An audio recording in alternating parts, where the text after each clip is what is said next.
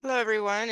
I'm Jennifer Rose. I'm the current president of the OPWA for the next 10 or 15 minutes or so. I'm just going to wait till 12:02 to see if we have some more participants that are starting, and then I will start the presentation.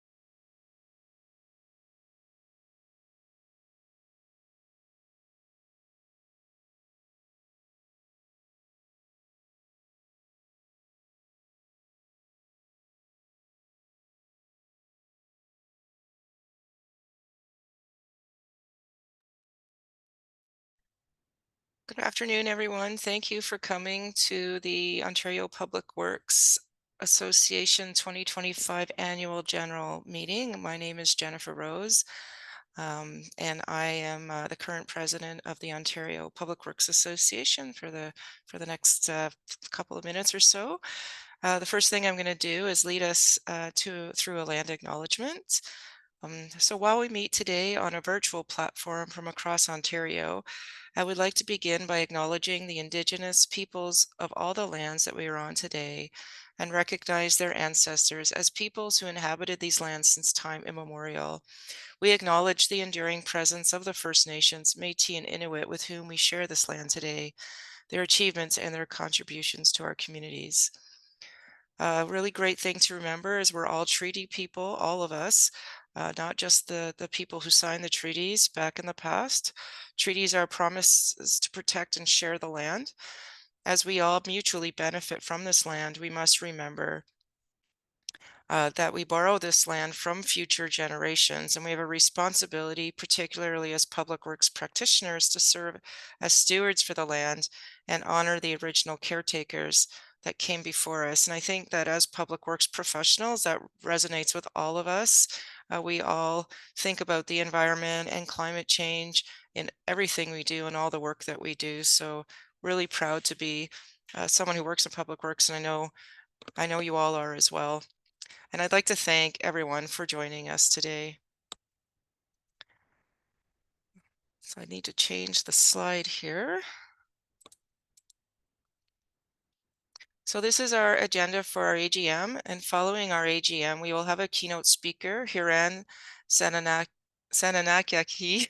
sorry, Hiran, from the City of Ottawa, who are presenting on a municipal infrastructure and asset management perspective on the housing shortage, which is all something that is also on our minds. So please stay tuned for Hiran's keynote. At this time, I would like to call our annual general meeting to order.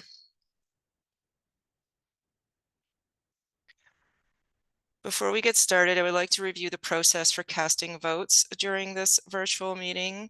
So all voting will require a mover and a seconder, and you can use the raise hand function to volunteer. This function is found in the lower bar toolbar under the reactions tab. You might want to take a moment to look for it.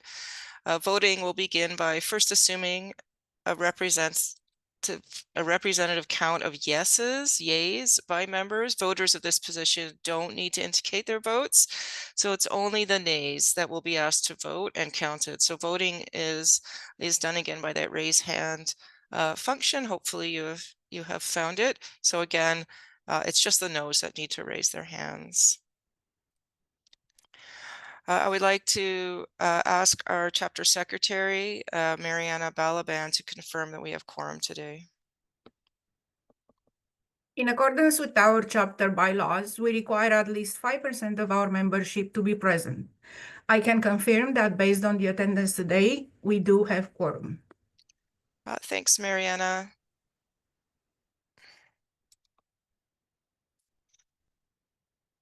I will now call on our chapter secretary, Mariana Balaban, again for the presentation of minutes from the last year's AGM. The minutes of the previous annual general meeting held on January 18, 2024 were included in the OPWA annual report for the year 2024, which is available on our website for your review.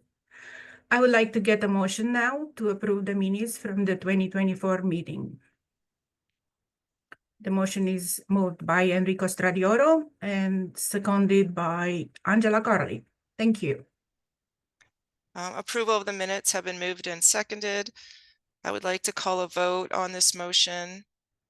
As a reminder, you just need to raise your hands if you are indicating no or nay. Well, I don't see any nays, so the motion is carried. Thank you, Mariana. So the president's report from me, I just wanted to really thank everyone who has participated in our events this year, who have organized our events this year. This organization would not be as successful as it was without all of the volunteers that lend their time and energy and thoughts and skills to our association. We had a number of wonderful events this year, from ski day, golf day, the Women's Day, the awards ceremony, a right away conference, the tech showcase, DEI, a DEI seminar. We also there's some of us in attendance at PWX, and we had a little nice gathering there as well. And the thing that I'm most excited about and proud of this year is that we're our first entry into the Toronto Pride Parade. So we had a number of our board members there and a number of other volunteers as well to march through the Pride Parade, and that's a really big moment for our organization, and really the first one, I think, across the American Public Works Association to have completed. And I think it really just shows a testament to our equity, diversity, and inclusion initiatives. So I just wanted to thank everyone for supporting that. I think that it makes us a better organization to have equity, diversity, and inclusion as part of our mandate and our values. And I just am so thrilled that that the chair, Max Ross, who's our incoming president as well, was able to have such such an impact with the work that they do on everything that we do in our association. So thank you again. I just love where we are right now with our association, and happy to have been your president, and happy to move on and let's see what happens under the leadership of Max Ross. So I'll now call on our treasurer, Denise McGoldrick, to present the treasurer's report. Thank you, Jennifer. OPWA's fiscal year is from July 1st to June 30th every year, and the treasurer's report summarizes our year-end position for the 2023 to 2024 fiscal year and our budget for the current 2024 to 2025 fiscal year. I'm pleased to share that OPWA ended the last fiscal year in a positive variance with a net income of just over $28,000. We had a really successful year, in large part due to the contributions of our generous sponsors, and as Jennifer mentioned, the great participation of so many at the various OPWA events. This fiscal year, the OPWA board approved a balanced budget based on continuing to provide valued in-person events and virtual sessions for all of our members. So I would like to get a motion to approve the treasurer's report. And I see that it's been moved by Jeff Britnell and seconded by Mark Kavanaugh. So the approval of the treasurer's report has been moved and seconded. I would like to call a vote on this motion. Again, a majority count of yeas is assumed without voting. So is there anyone who would like to vote no? Seeing none, the motion is carried. Thank you, Denise. You've done a great job as our treasurer this year. A lot of work has been put in by you to keep us organized and move us to a new system. So thank you for that. I would like to now call on our past president, Doug Keeney, to present the nominations report. Thank you, Jennifer. In accordance with the bylaws, the nominations of the 2025 board was presented to the membership 30 days prior to this meeting. I can also confirm that there were no other nominations received. So I'm going to briefly read out the names on the nomination report on the slate for the 2025 board. Next slide, please. As Jennifer mentioned a couple of minutes ago, we have for president Max Ross, president-elect Marco Bertoia, vice president Denise McGoldrick. For Jennifer, of course, will move into the past president role. For treasurer, we have Mariana Balaban. For secretary, we're actually going to rotate that position through various board members throughout the coming year. For APWA Council of Chapters, we have Ed Delovic, and for CPWA Director, Angela Story. Next slide. We also, as mentioned earlier, Jeff's name, Jeff Britnell, will also be staying on the board, along with, we have Joseph Petrangaro, Margie Chung, Mark Kavanaugh, Mark Zamich, Tracy Anastasio. We have Arup Mukherjee, Chris Anders, Faria Manan, and our final slide here to round out the board for the coming year, Angela Carley, Dave Ferguson, Enrico Stradioto, Don Kudo, Hiran Sanjanai Aki, and then myself, Doug Keeney, along with our branch chairs. Understanding Ottawa Valley Branch just had their AGM yesterday, and Robertson Gibb will be the representative from the Ottawa Valley Branch as the incoming chair. And currently for West Central Branch, as Steve Overend is the chair, and they're looking towards their AGM in the spring, at which time they'll be appointing or voting a new chair. So with that, I'd therefore like to get a motion to approve the nominations report. Thank you, Ed Delovic, for moving, and then I need a seconder. I see Don Kudo. Thank you, Don. So go ahead, Jennifer. Thanks, Doug, for that. A lot of great work was done by you with the nominations report, and I'd like to ask for approval of the nominations report, which has been moved and seconded. I would like to call a vote on this motion. So again, if you want to say no, you can raise your hand. So seeing none, the motion is carried. And thank you, Doug. And I also want to thank Doug and acknowledge the wonderful support he's given me as he was past president, and all of the tips that you've provided for me over this year have been very much appreciated. And at this time, I would also like to acknowledge the outgoing board members, Kiyoshi Oko and Susan Liver, for their time and efforts on our board of directors. Thank you, Jennifer. You're welcome. Other business, there is no other business. And at this time, it is my distinct pleasure to introduce our incoming president for 2025, Max Ross. So please join me in welcoming Max.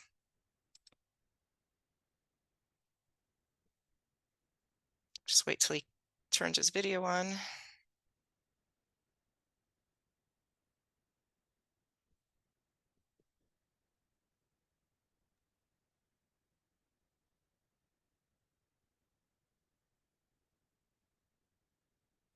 All right. There he is. Hi, Max. Hi. So since this is a virtual meeting, we're going to be transferring the gavel through, if anyone is a Star Trek fan like I am, we're going to be using in my desktop transporter system.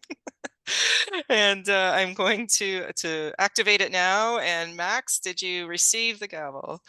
Ah, yes. Here it is. Here it is. Thank you. All right. I plan to present Jen with her certificate, plaque, and past president's pin and pioneer's pin at the upcoming Summit Expedition ski and snowboard event on February 13th. That is, if I can catch her on the slopes. Well, hello. It's an honor to serve as OPWA's president for 2025. I'd like to thank the executive committee for the nomination. Like everyone who served in this role before me, I didn't get here by myself. I benefited from the wisdom, experience, and friendship of the wonderful people on the OPWA's board of directors. So thank you very much for your support and for your friendship. For those who don't know me, I'm a civil engineer, now retired after 34 years of service at the City of Ottawa and former region of Ottawa-Carleton. My career in municipal infrastructure began in engineering planning back in the former region of Ottawa-Carleton. I later worked as distribution engineer in the water distribution branch. The majority of my work experience is as senior project manager of infrastructure projects.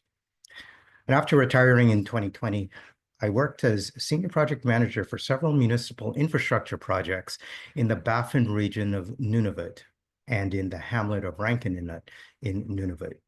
The work included managing water and sewage treatment plants, linear utilidor systems, and municipal buildings through various stages of design, construction, and commissioning. I am an immigrant. My family moved to Canada from Trinidad and Tobago in 1965. So the privilege of a long career in public works in Canada and being elected to serve as Ontario Public Works Association 2025 has special significance for me and my family. My journey in OPWA began in 2005 when I joined the OPWA's Ottawa Valley branch. And over the years, I assisted in hosting activities and in later years served as treasurer and then chair in 2018. That year, the chapter's executive director, Brian Barber, invited me to join the chapter board of directors when I completed my term as branch chair. Without a doubt, the highlight of my time at OPWA has been serving as chair of the Equity, Diversity, and Inclusion Committee. Over the last 3 years, the committee has successfully taken on some interesting challenges and hosted quite a number of activities, all aimed at giving action to the OPWA's statement of values. The passion and the drive of the amazing people on the EDI committee to get things done has been an inspiration for me, and I'll carry that inspiration into my new role. Yes, I'm very proud of everyone on that EDI committee. So I'll invite you to have a look at the OPWA's January newsletter when it comes out, I believe, on social media sometime this week or early next week to see the many activities the EDI committee undertook in 2024. Okay, here are my views on the OPWA's focus for 2025. A major goal of the chapter now and likely in the coming years is to continue to improve the value OPWA provides to its membership with the objective of attracting new members. We believe OPWA provides very good programs, activities, judging from attendance. But we also know, based on the number of OPWA memberships, that we can do more and attract more members. So in 2025, in addition to delivering our usual slate of activities, we're going to continue the focus on people that began with Jen in 2024. Here are 4 examples of how we'll be approaching this. The first initiative is better engagement with our membership. We want to hear from the people we serve and look for opportunities to better serve our members. We want to improve how we communicate, what we do, and how we engage with our members. We'll also be working to encourage more participation from areas in public works, such as operations, public works maintenance, and from first responders. The second initiative is more support for our OPWA leaders. The people who volunteer on our committees and in our branches are the lifeblood of OPWA. We'll be working to better recognize and support these OPWA leaders. As part of this initiative, we'll be encouraging young professionals to join and actively participate on our committees. The third initiative is to assist internationally educated professionals to make connections in public works. You know, it's well known that there's a shortage of public works professionals. It's also well known that the process for internationally educated professionals who have adequate education and experience to succeed in public works competitions for employment can often be much longer than is necessary. And simply put, that's the issue we're working with our partner agencies to address. This initiative is largely aimed at supporting work being done by other agencies such as Humber College, the Toronto Region Immigrant Employment Council, that provide skills training, mentoring, and other programs to internationally educated professionals. The initiative also includes consultation with private as well as municipal public works employers. The challenges internationally educated professionals face have been around for a long time, and we know there are no quick fixes. But there are people in our public works community who are giving their time to try to make a difference. And just speaking about people, I really want to point out that our participation in this initiative is being led by Indra Mahajan. Indra himself was educated and had substantial work experience abroad before coming to Canada some 15 or so years ago. He's had to navigate the process needed to compete and succeed in job competitions in Ontario, and he's been highly successful. The fourth initiative is public works outreach. We're continuing to take steps to break down barriers to diversity and inclusion across Ontario. Last year, as Jen mentioned, we organized the first OPWA formal participation in a pride parade to support the 2S LGBTQIA+ community. The activity was a success in large part due to the excellent work of the lead organizer, OPWA's EDI committee member, Margie Chung. We'll be organizing another OPWA March in the Toronto Pride Parade this year. June 29th is the parade date. Another outreach activity through our Public Works School Outreach Initiative, we have professionals going to schools across Ontario to promote public works as a career alternative to young people. The makeup of the classroom often mirrors the diversity of the community, and our public works professionals give presentations about their public works job and their journey from childhood to public works professional. And at the same time, effectively model diversity without having to talk specifically about diversity. During National Public Works last week, we had public works professionals give presentations to schools in Ottawa, York Region, and Toronto. We hope to expand the outreach program to more schools in 2025. So those are 4 initiatives we'll be undertaking to focus on people this year. In closing, I'd like to again thank you for this opportunity to serve as president. We have exciting work ahead of us. I'm looking forward to working with everyone on the OPWA's board of directors in the chapter and in our branches to look for opportunities to provide better value for our members this year. Okay. At this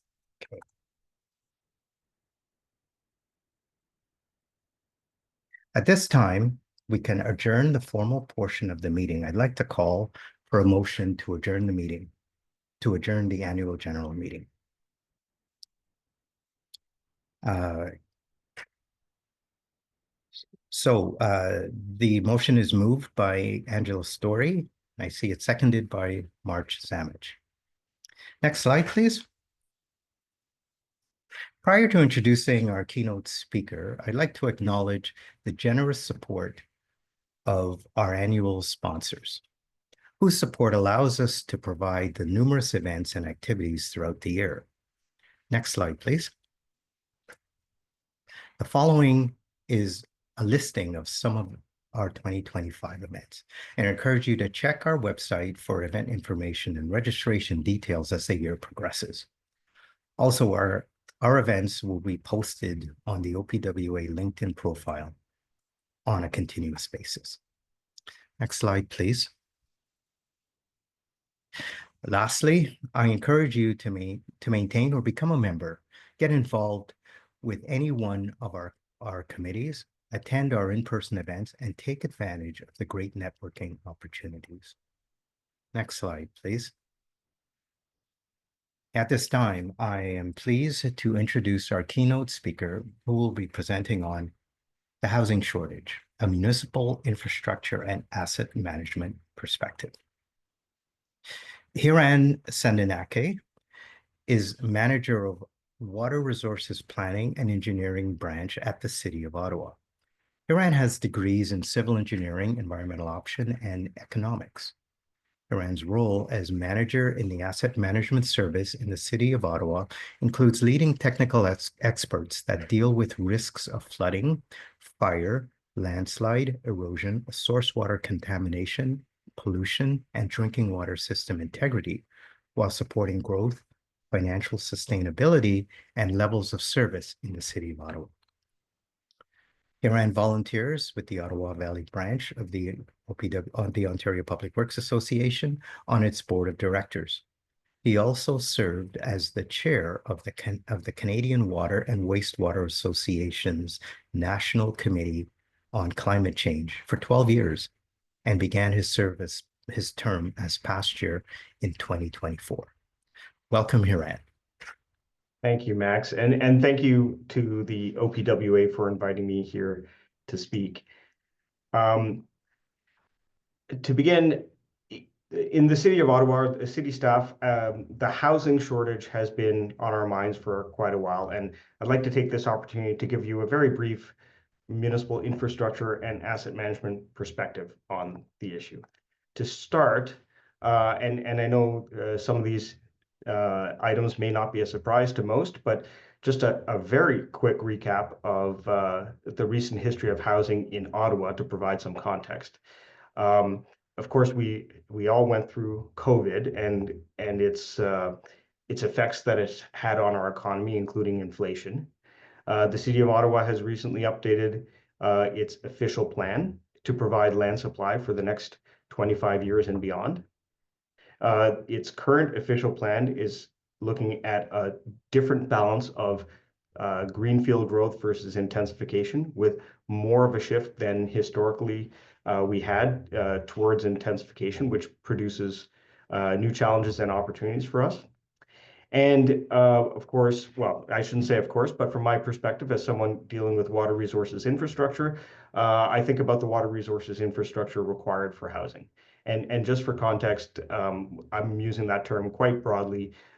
We think about all sorts of pipes, water mains, sanitary sewers, storm sewers.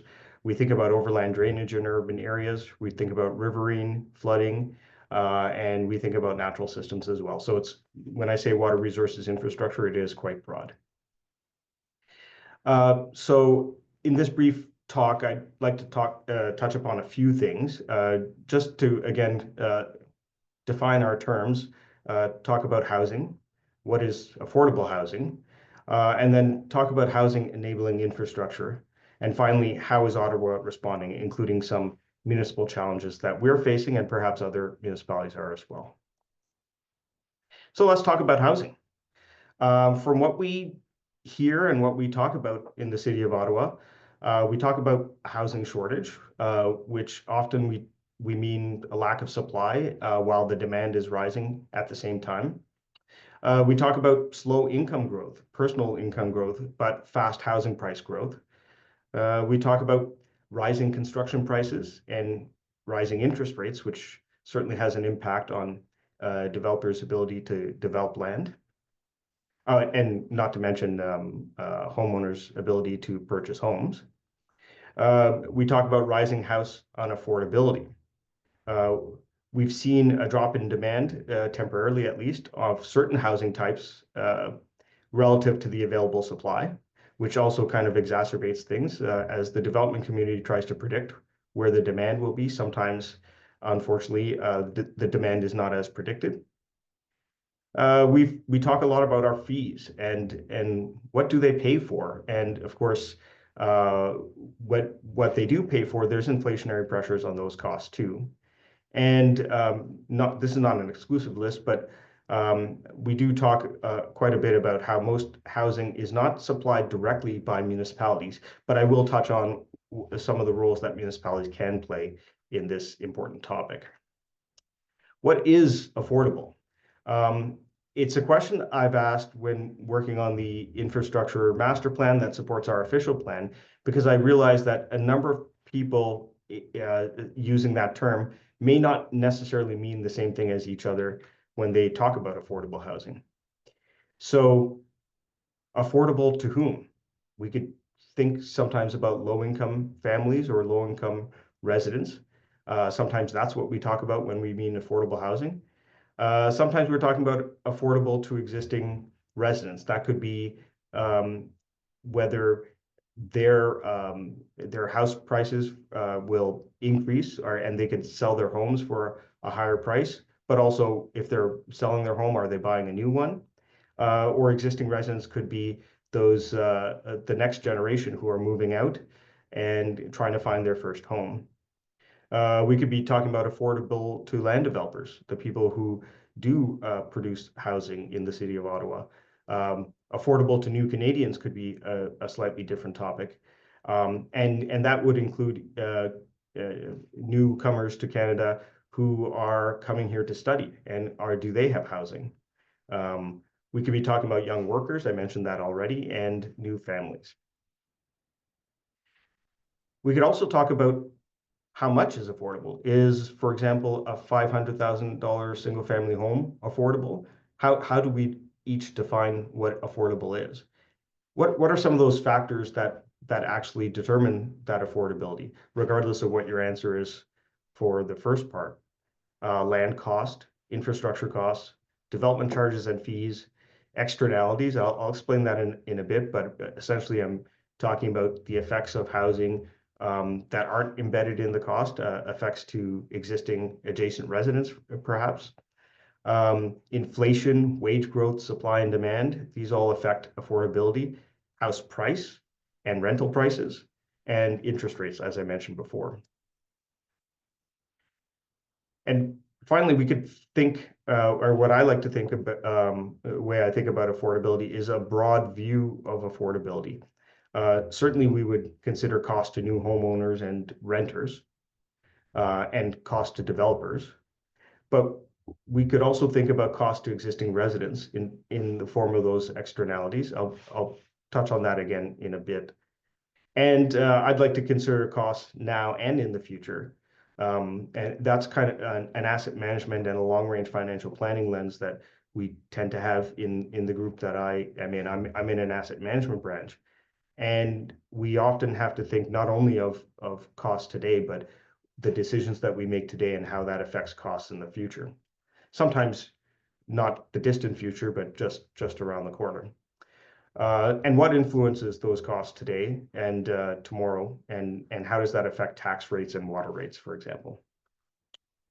So when I think about affordable housing, I think about all of those things, and I tend to include water resources infrastructure systems in that affordability discussion, because of course they serve a purpose that shouldn't be ignored in this important discussion. I've said sometimes, perhaps a little too casually, well, we build sanitary sewers because we want more toilets, or we have more toilets in homes, so we need more sanitary sewers. So infrastructure is definitely a part of this discussion. Thinking about those externalities just a little bit, before I took my current role as the manager of our branch, I was in one of the units that really spent a lot of time thinking about the existing system and the effects of levels of service or the performance of our infrastructure on existing systems. And one of those impacts could be urban flooding. And when we work through the official plan and the infrastructure master plan for intensification, we realized that affordable housing done incorrectly can impact these risk exposures, increased flooding from sanitary sewers or storm sewers or overland flooding, for example. Affordable housing, in my opinion, that increases risk for existing homes may not actually be that as affordable as we think it is.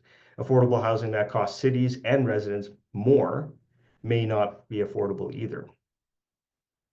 So let's talk a little bit more about that infrastructure. We throw this term around a bit, housing enabling infrastructure. And for me, it means infrastructure that is built and maintained to allow for housing. And I think some infrastructure to the general public is quite obvious, but oftentimes the infrastructure that we bury under the ground or that is the ground itself is not actually as obvious to the everyday resident that this is infrastructure that's required to perform correctly in order to enable safe housing.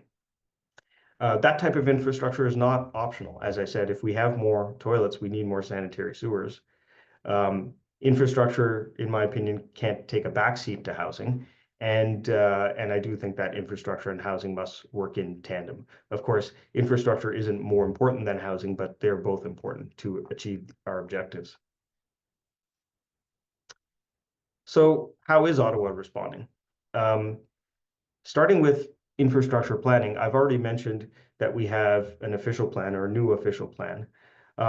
One of the goals of the official plan, and of course it's a broad document, but one of the goals is to increase our serviced land supply.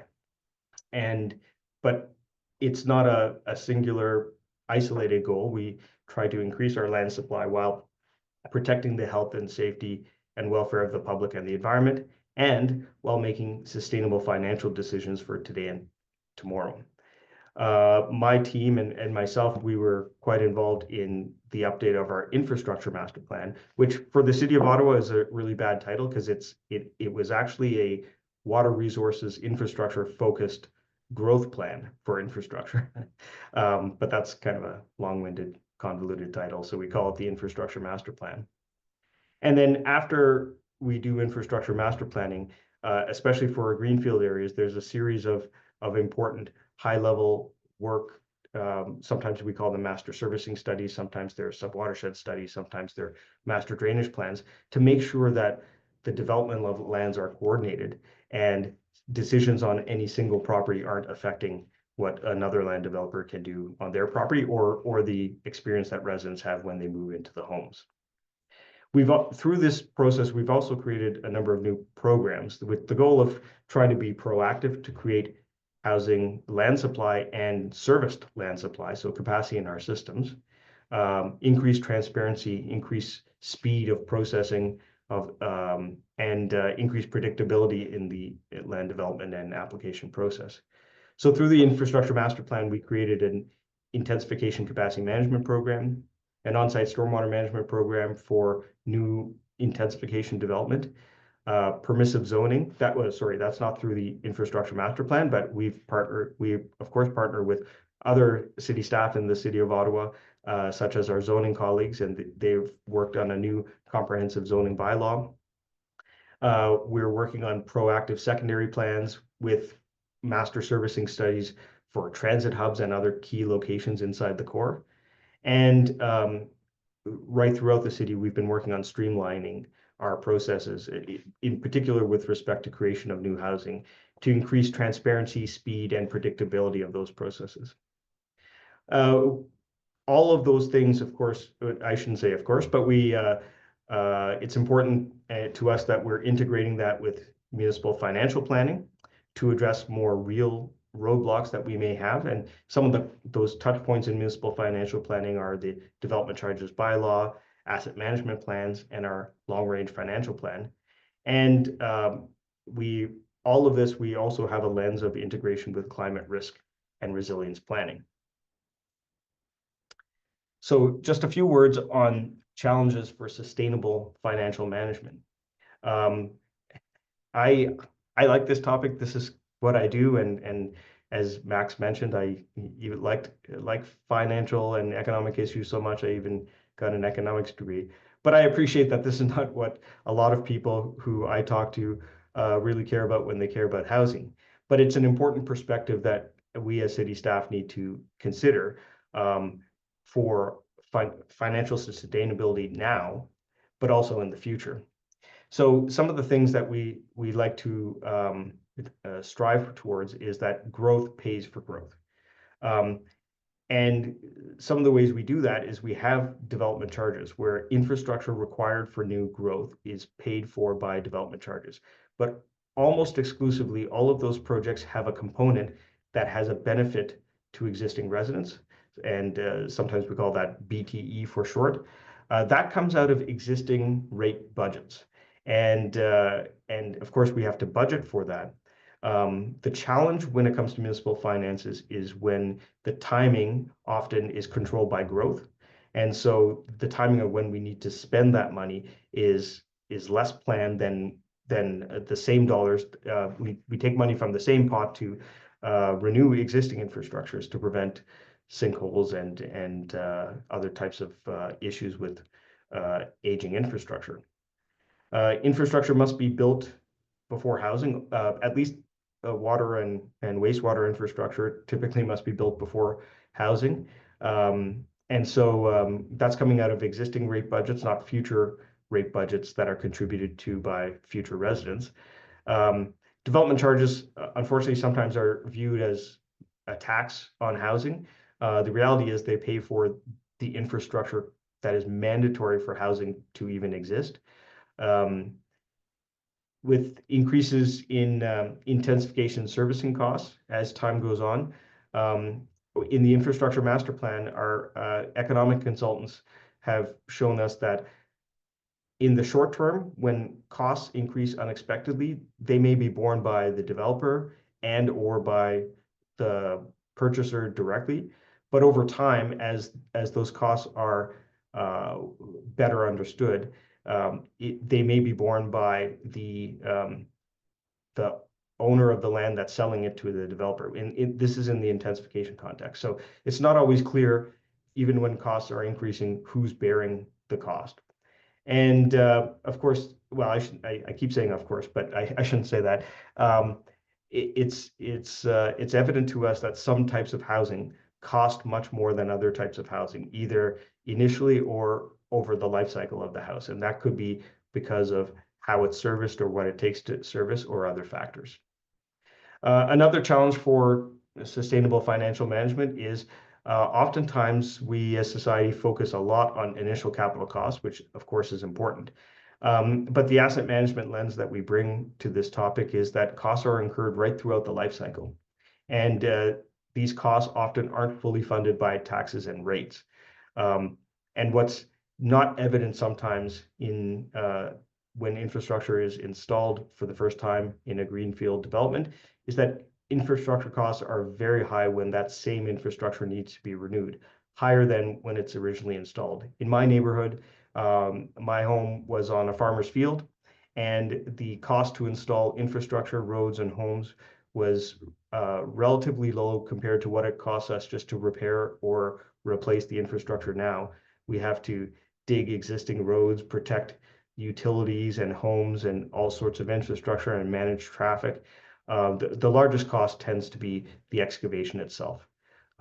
So that it's, again, that's not necessarily captured in initial cost, a lens that only looks at initial cost.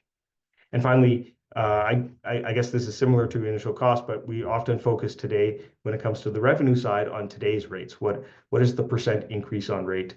And of course, that's important. And of course, that has a relationship directly to affordability today.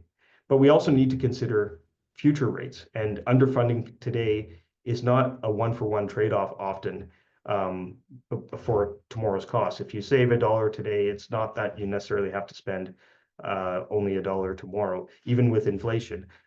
When it comes to, depending on what we're underfunding, that could cost more in the future than what was saved today.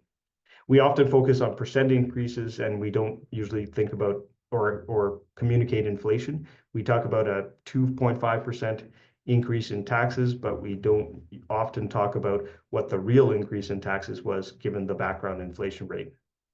And oftentimes we focus on those percent increases without thinking of the magnitude. My household, for example, pays $210 a year for the stormwater rate. That pays the city of Ottawa for everything related to stormwater, overland flow, riverine flooding, natural systems, infrastructure renewal, just infrastructure maintenance, all seasons, all the time. And I pay more, I think, in Netflix than I do on the stormwater rate. And I love Netflix, but I'm not getting the same value as I'm getting from the stormwater rate. I think the biggest thing that understandably people assume is when they see taxes and rates and development charges, it might feel like we have this big pot of money and we just do whatever we want to with it. And when we say we don't have enough money, maybe it's not, doesn't sound that credible, but we have all these plans to meet council and provincial and federal goals, but oftentimes we don't have commensurate dedicated funding to fund all of those goals at the same time. We rarely have any dollars that are unaccounted for or not tagged already for some infrastructure issue. So what are some of these municipal challenges that I've been talking about in this presentation with respect to housing? Well, to start, understanding the municipality's role. There's often a thought, and I understand why. Well, if we're not getting enough housing in Ottawa, that means the municipality is struggling to provide housing. But the reality is, and that could be true, of course, but the reality is, of course, that there's a relationship between the municipality's role and everyone else's role in this problem. The municipality's role is to provide land supply and infrastructure planning so that those lands can be serviced. Of course, looking at environmental, financial sustainability and sustainable infrastructure system performance. And of course, when we, I keep saying of course, but if we ignore those issues, then real costs are incurred as a result. The municipality's role, in my opinion, is also to make sure that growth does not create or exacerbate existing risks. Of course, in growth and housing is very important, but growth and housing at the expense of your neighbor's basement flooding is perhaps not ideal. And understanding the role of infrastructure planning. I think that's understandably not a well understood role or concept outside of the people who are doing it. But we see on a day-to-day basis how complex the systems are that we're trying to build or in partnership with the development community. And we understand, as many other people do, that we're meeting a range of performance, safety, longevity, financial, and regulatory objectives at the same time. As a result, infrastructure planning isn't a cookbook. There's no recipe, and it's not always solvable entirely at a site scale. So we need that robust infrastructure planning to allow development to proceed without delay. And oftentimes in the infrastructure planning process, where a lot of people's focus are on today and whether the design is functional, as asset managers, we think about the full life cycle, not only of the asset, but also the neighborhood or the home that the asset has to provide service for. So municipalities provide service. How we do it can impact what happens today and tomorrow. And we often try to, and I think this is a good thing, do it by stretching our resources thin. But of course, we shouldn't stretch it too thin. There is a balance. And certain decisions that are made in housing growth lock in risk or resilience, and those decisions can ripple through time. So a little bit more about that. Oftentimes, I think we are presented with a very binary view of affordable housing. It's either affordable or the city, or we do this thing, or should we relax this thing because if we don't, we won't get affordable housing. And I think perhaps unsurprisingly, I think that's perhaps too limited a way of thinking about affordable housing. We do have to think about the performance of infrastructure, flooding as one example, cost not only to current generations, but future generations as well. And even as I say future generations, sometimes these future costs may be incurred just around the corner.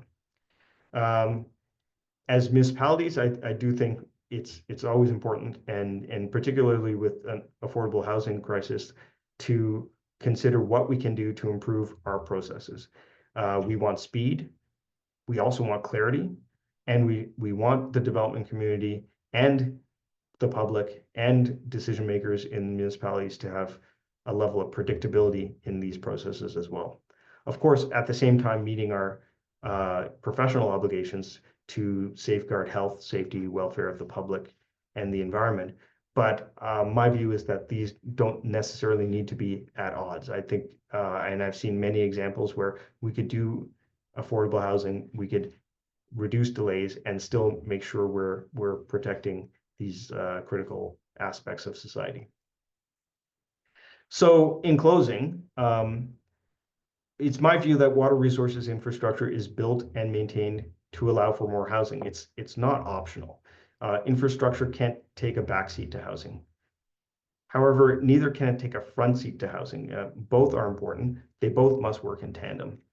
And Max, that's the end of my presentation, and I'm more than happy to take any questions that you may have coming through the chat. Okay, well, thank you, Haran, for a great presentation. Just looking down through the chat, and I don't see any questions. Maybe we'll just have an awkward moment or so to maybe see if we'll get a question or two.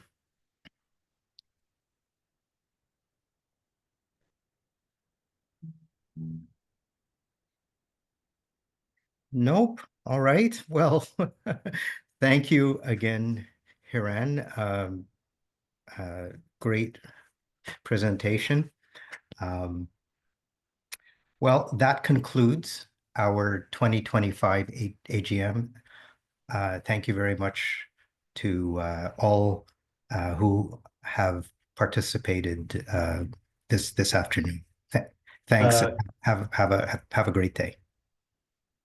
Thank you, Max.